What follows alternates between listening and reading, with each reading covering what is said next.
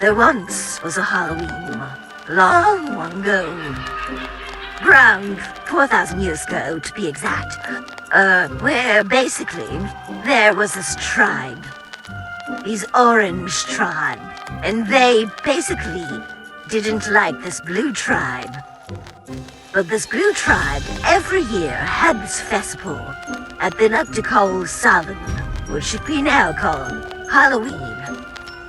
These blue people that lived in the Orange Nation over here, they created this religious holiday to defend off the spirits. They thought that every Halloween, all spirits, good and bad, would come.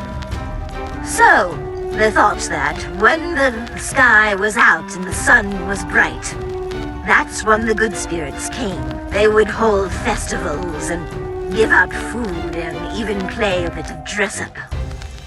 But when the night came and the sun set, all these spirits came out. You see, these orange people didn't really believe in that. So, instead of just letting them be, they decided to use it as a weapon. These people assembled a band of just mercenaries and soldiers. They wore the skins of jaguars and leopards. They would ride around their shoulders with paints of orange streaks. That still makes sense. And then they come and raid the villages, steal the children, and sacrifice them to their god of death. But you see, there was this man, the leader of this Orange Nation. He was rumored to be 7 feet 8 inches. And when he put on his pumpkin face, carved in the shape of a jack-o'-lantern, and his boots that high, makes him even higher. Makes him about 8 feet tall. He was a tall man. Sometimes these children slept in bunks. There is reports of just children laying there, only to awake to a giant pumpkin-headed man taking them from their bed. You sound spooky and scary, right? You think, oh, this couldn't be true. But the thing is, all this was actually almost indubitably true. This actually happened. There was people that abducted them for a long time. The people of this area were terrified. They were terrified. And they did a new thing, because at the time, they didn't have different territories. So they created a new type of territory. This orange team created a new thing because although they were semi-independent, they also didn't get as many freedoms.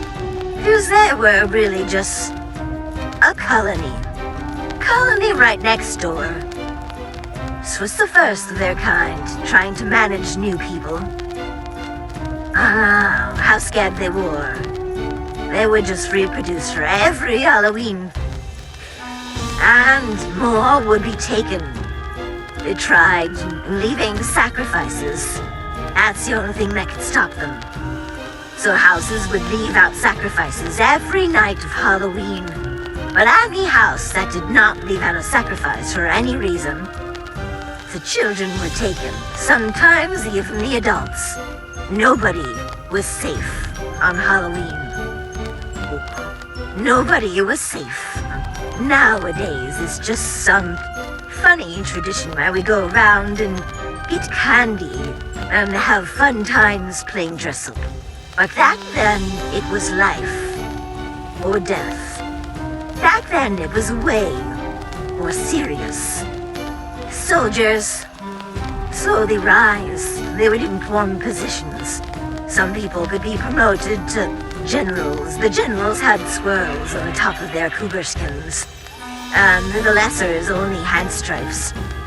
People were scared. They tried freedom, revolution, but it didn't really work.